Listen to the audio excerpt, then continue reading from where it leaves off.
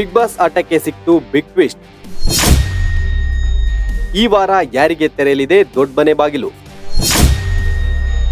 Final ticket ಯಾರಿಗೆ? Gate pass ಯಾರಿಗೆ? Big boss Kannada season 11 ಮುಗಿಯಲು ಇನ್ನು 3 ವಾರ ಮಾತ್ರ ಬಾಕಿ ಉಳಿದಿದೆ. ಈಗಾಗಲೇ ಬಿಗ್ ಬಾಸ್ ಸ್ಪರ್ಧಿಗಳು 100 ದಿನವನ್ನ ಬಿಗ್ ಬಾಸ್ ಮನೆಯಲ್ಲಿ ಕಳೆದಿದ್ದಾರೆ. ಈ ವಾರ ಪ್ರಮುಖರೇ ನಾಮಿನೇಟ್ ಆಗಿದ್ದು ದೊಡ್ಡ ಮನೆಯಿಂದ ಹೊರ ಹೋಗುವವರು ಯಾರು ಎಂಬ ಪ್ರಶ್ನೆ ಮೂಡಿದೆ. ಹಾಗಾದ್ರೆ ಈ ವಾರ ನಾಮಿನೇಟ್ ಆದವರು ಯಾರು? ವೀಕ್ ಎನಿಸಿಕೊಂಡ ಸ್ಪರ್ಧಿ ಯಾರು ಎಂಬ ಪಕ್ಕಾ ಸಮಾಚಾರ ಹೇಳ್ತೀವಿ.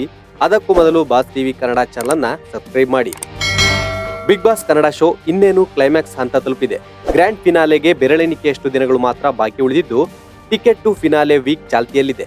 ಈ ವಾರದ ಟಾಸ್ಕ್ಗಳಲ್ಲಿ ಗೆದ್ದು ಟಿಕೆಟ್ ಟು ಫಿನಾಲೆ ಪಡೆಯುವವರು ನೇರವಾಗಿ ಫಿನಾಲೆ ವಾರಕ್ಕೆ ಕಾಲಿಡಲಿದ್ದಾರೆ. ಫಿನಾಲೆ ವಾರಕ್ಕೆ ಕಾಲಿಡುವ ಸಲುವಾಗಿ ಸ್ಪರ್ಧಿಗಳು ಗೆಲುವಿನ ಹಠಕ್ಕೆ ಬಿದ್ದಿದ್ದಾರೆ. ಶತಾಯಗತೆಯ ಟಾಸ್ಕ್ ಗೆಲ್ಲಲೇಬೇಕು ಅಂತ ಪಣ ತೊಟ್ಟಿದ್ದಾರೆ.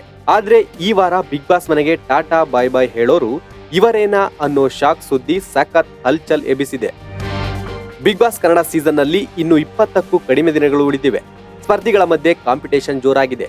ಯಾವ ಸ್ಪರ್ಧಿ ಗೆಲ್ಲುತ್ತಾರೆ, ಯಾವ ಸ್ಪರ್ಧಿ ಮನೆಗೆ ಹೋಗ್ತಾರೆ ಎನ್ನುವ ಚರ್ಚೆ ಜೋರಾಗಿದೆ.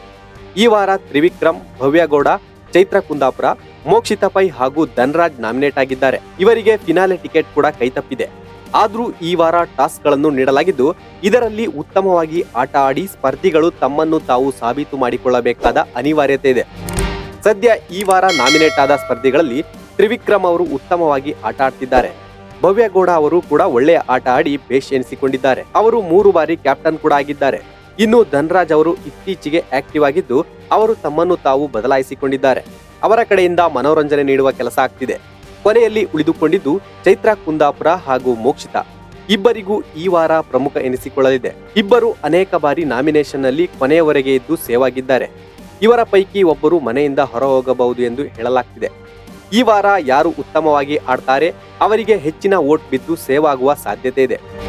ಮೋಕ್ಷಿತಾ ಅವರು ನೇರವಾಗಿ ಆಟ ಆಡಲು ಪ್ರಾಮುಖ್ಯತೆ ನೀಡ್ತಾರೆ. ಅವರು ಆಟದಲ್ಲಿ ತಪ್ಪು ದಾರಿ ಹಿಡಿಯುವುದಿಲ್ಲ ಎಂದಿದ್ದಾರೆ. ಈ ರೀತಿ ಆಡಿದ್ರೆ ಕಷ್ಟ ಇದೆ, ನೀವು ಆಟದ ವೈಖರಿ ಬದಲಾಯಿಸಿಕೊಳ್ಳಬೇಕು ಅಂತ ಹನುಮಂತು ಅವರು ಬುದ್ಧಿವಾದ ಹೇಳಿದ್ದಾರೆ.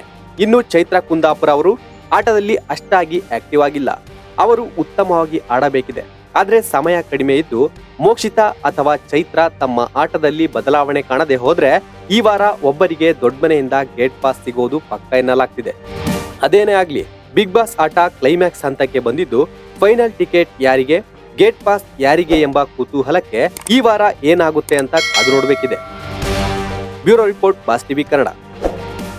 ಲೇಟೆಸ್ಟ್ ಹಾಗೂ ಇಂಟ್ರೆಸ್ಟಿಂಗ್ ಸುದ್ದಿಗಳಿಗಾಗಿ ಬಾಸ್ ಟಿವಿ ಕನ್ನಡ ಚಾನೆಲ್ನ ಸಬ್ಸ್ಕ್ರೈಬ್ ಮಾಡಿ. ಹಾಗೆಯೇ ಬೆಲ್ ಐಕಾನ್ ಪ್ರೆಸ್ ಮಾಡಿ. ಇದರ ಜೊತೆಗೆ ಫೇಸ್ಬುಕ್, ಇನ್ಸ್ಟಾಗ್ರಾಮ್, ಎಕ್ಸ್ ನಲ್ಲೂ ಮಿಸ್ ಮಾಡದೆ ಫಾಲೋ ಮಾಡಿ.